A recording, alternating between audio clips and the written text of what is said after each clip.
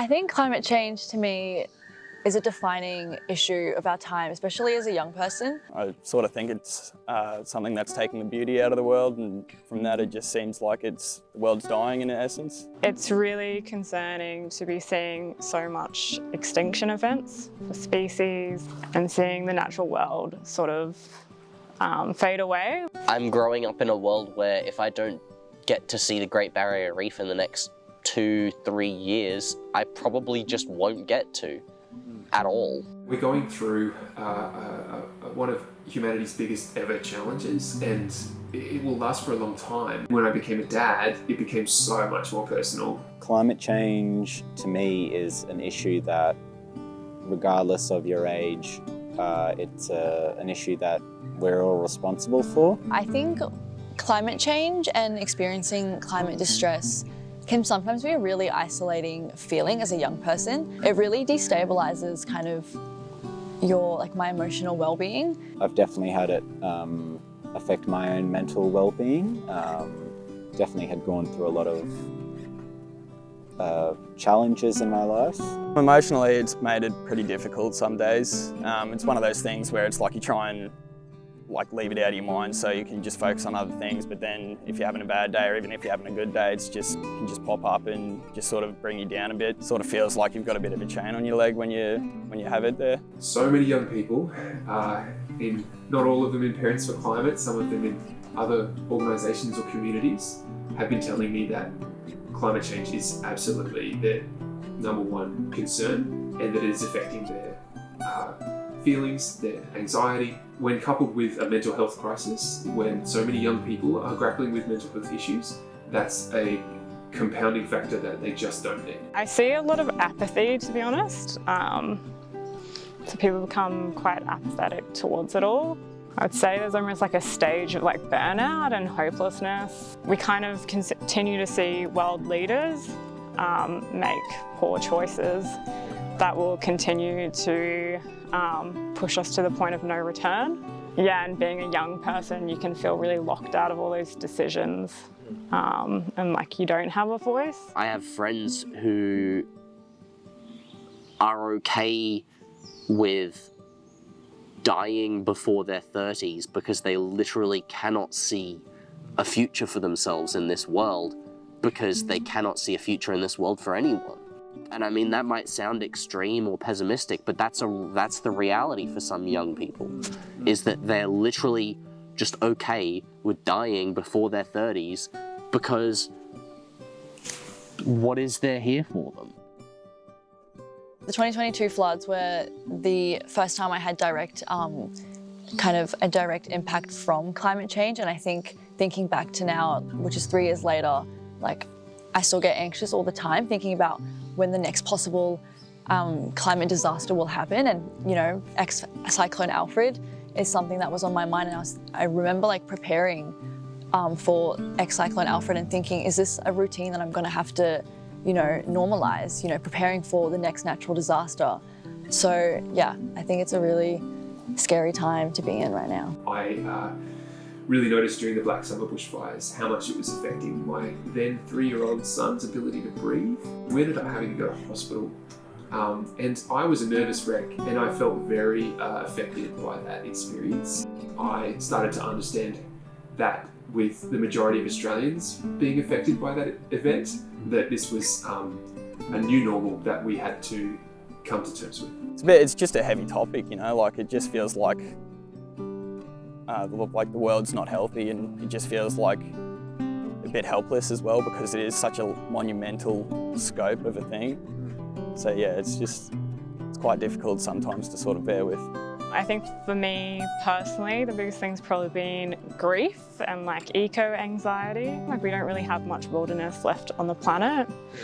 For me, I find it really saddening when we have animals go extinct, and we've pretty much eradicated a whole species off the planet. Well, financially, it's affected me a lot because it costs more money to repair flooded homes or get new fans for my house. I had to buy an air conditioner for my housemate because he couldn't afford one, and that set me back $150, you know, because I didn't want him to overheat in the room that he was in, because he's in a high room on the house that gets really hot. And so that has, like, I mean, the finances affect me mentally, and the climate change affects the finances.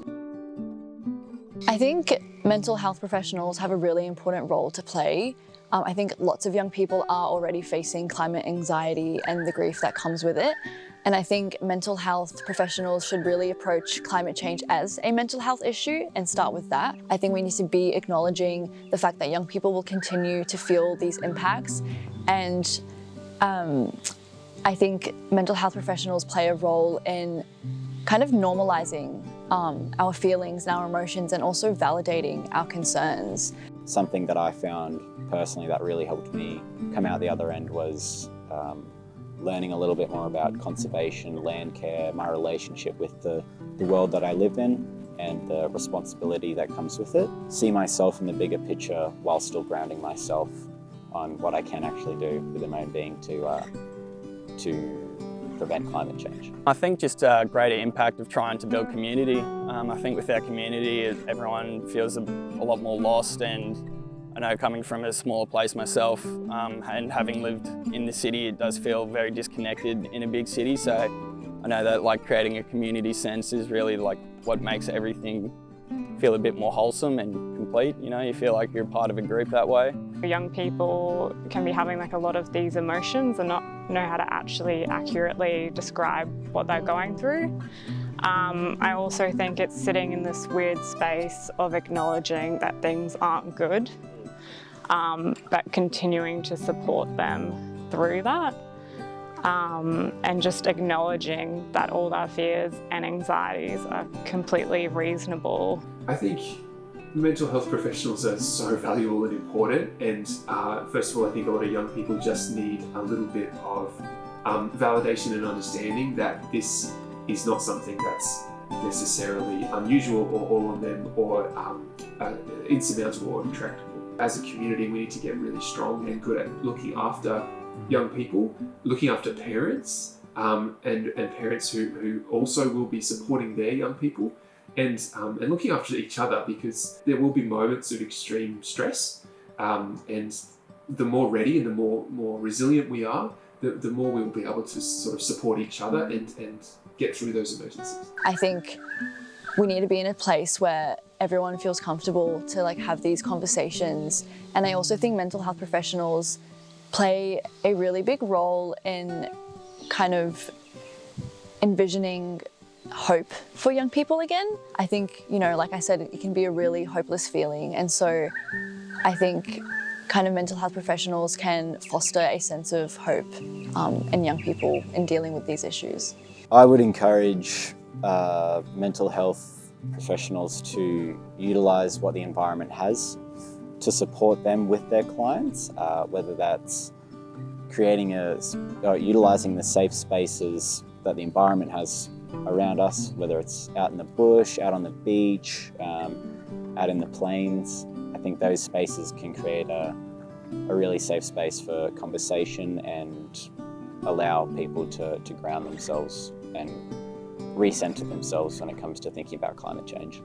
I think the best solution for a lot of young people is to get them involved in doing something about it. Because while in the short term, it probably will increase anxiety, in the long term, it's going to alleviate a couple of things, like the burden of responsibility. Because a lot of young people are sitting there going, oh, well, what can I do? There's nothing I can do. In the long term, they will become less anxious because they feel like they're doing something about it, and they feel like something is changing, and they're around other people who care instead of people who are in denial about it. I think the organisations need to be standing alongside young people and advocating with them and for them. So pushing back on, I guess, leaders who are making bad choices and putting forward feedback as well, that it is negatively impacting young people's mental health. If big corporations as a whole could like work towards doing something like that, it could then encourage other organisations to then move towards it, which would then help everything like sort of work together and have a bigger impact as a scope. I think the first thing off the bat is for organisations to acknowledge the fact that climate change is a mental health issue, rather than just climate change is something that is affecting people. Like, it is one of the biggest kind of mental health issues that young people are facing. And I think this can be done by like kind of training staff and having like internal systems and practices and spaces that acknowledge climate change and that work kind of like, you know, I've said training staff, but like to train staff to make sure that there's like all these systems in place and structures that, you know, that look at climate change and can really support young people. I would hope that organisations take more of a stance and produce more strategic plans within their organisation to minimise their own company and their own employees' detriment to our environment and our climate.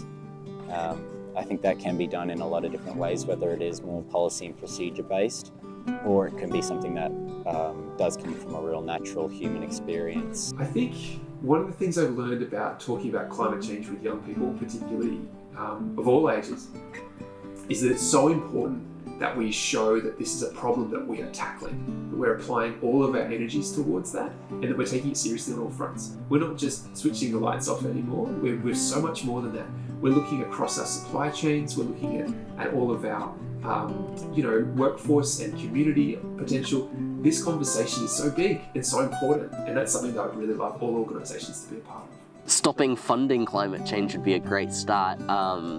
Completely cutting off from the fossil fuel industry, achieving net zero within your company, or even net negative. Funding mental health services for young people is great, and funding climate change anxiety mental health services for young people is even better. But how much is that really worth if your company is still, using electricity, keeping the lights on with coal? It's like, oh yeah, we'll make it so that young people have some mental health services to deal with the problem that we're causing. It's like, even though you might only be causing 0.001%, it's, that 0.1% or whatever, that's a lot. And if people just keep passing the buck of like, oh, well, this person's not doing anything, so I don't need to do anything, nothing ever changes. If two wrongs don't make a right, and they don't make sense either.